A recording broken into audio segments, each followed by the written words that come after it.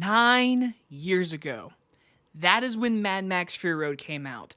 I remember going to see that movie, walking out and saying, that was really good. I even remember reviewing that movie. It's on my channel. Don't go watch that video. It's really cringe.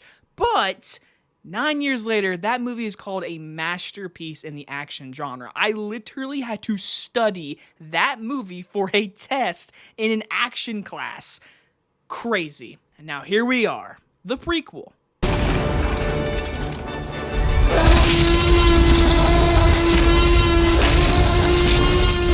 Furiosa, a Mad Max Saga, stars Anya Taylor-Joy and Chris Hemsworth, and is about the origin story of warrior Furiosa before her encounter and team-up with Mad Max. From director George Miller, who's brought you the entire Mad Max franchise, comes his 5th entry into the Mad Max Saga. We now have Furiosa.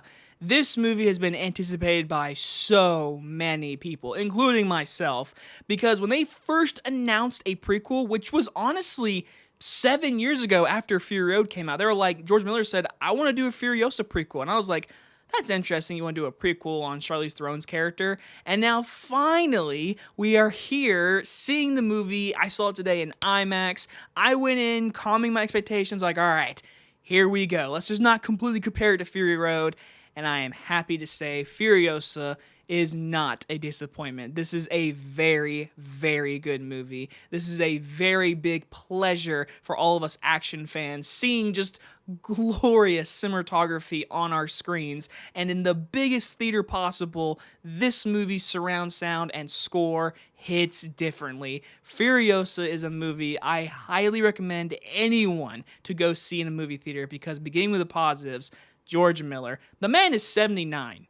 The man is 79. And I've made short films, and it's hard to make short films for me. And I'm learning to grow and be bigger, obviously. I want to make films. But George Miller is 79 years old, and watching this movie, I can't even imagine like the months and the years of preparation of blocking these scenes and how to coordinate the camera with all of these extras and all of the set people. I mean, George Miller, you deserve a round of applause as the director of this movie. Seriously, this is just some amazing work being done on screen. Everyone who worked on the behind the scenes, give them a round of applause. The stunt men and women on this movie deserve a round of applause. The action, the production, the costuming, everything put into this movie, you see it on screen in the best value. I'm sitting there in awe, honestly. There are many shots. I'm like, how did you do that? How did you incorporate the camera with a crane to move like that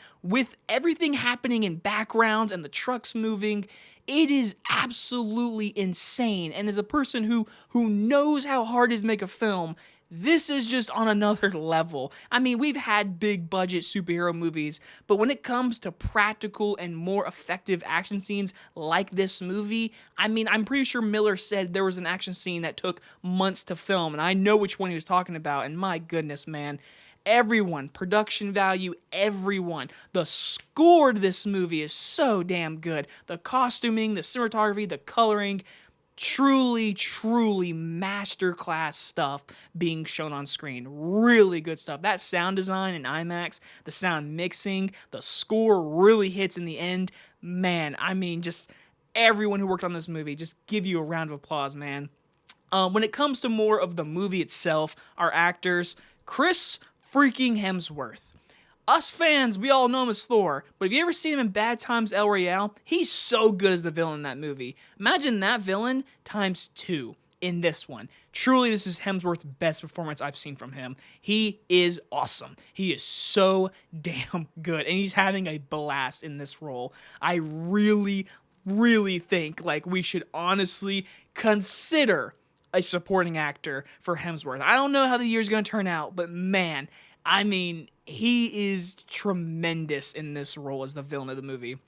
Anya Taylor-Joy, who actually doesn't show up until like an hour into the movie, because it does start off with Furiosa as a young little girl, who the young actress there did an amazing job. Seriously, she honestly had the hardest part if you think about it. Anya Taylor-Joy definitely had more of the physical and work ethic of like going off of that little girl, but that little girl, I wish I knew her name, but she was so damn good in this movie. Anya Taylor-Joy is also very good in this movie. She does not talk a lot. She talks less than Tom Hardy in Mad Max Fury Road, but she does a great job with her physical and eyes. Like everything she does that is with her eyes, that is a great actor's like playground, honestly, and she does a fantastic job.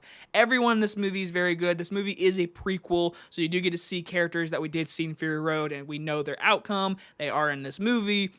I think everyone in this movie did a very good job. I think the dialogue, when needed, was very good, because the movie is very much, I would say it's definitely got way more of a story than any Mad Max movie we've gotten. Fury Road has been criticized for being such a simple story. This movie does give you more of a story. It's even got set in like 5 chapters, basically, and it's over a 15-year timeline. I thought the movie did a really good job at balancing the progression of Furiosa's character and the story of her going after Chris Hemsworth. I really like that storyline.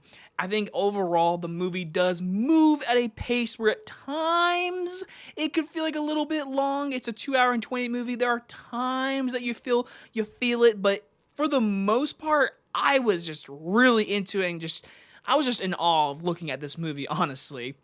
But now moving on to my issues. It's only a few, honestly. First things first, it's not really spoiler, but it's minor. So if you don't want to know anything, don't even watch this part, skip ahead, but I'm going to say it's very minor.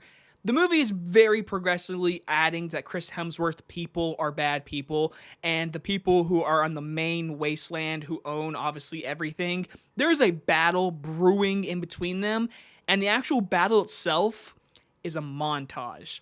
Now, I could see maybe budget constraints for this movie, maybe, and we've gotten some great action scenes in this movie, so don't let me be like, oh wow, you didn't get one good action scene when you had 3 other good ones. You're very right, there are many amazing action scenes, but the battle itself is built up to be something big.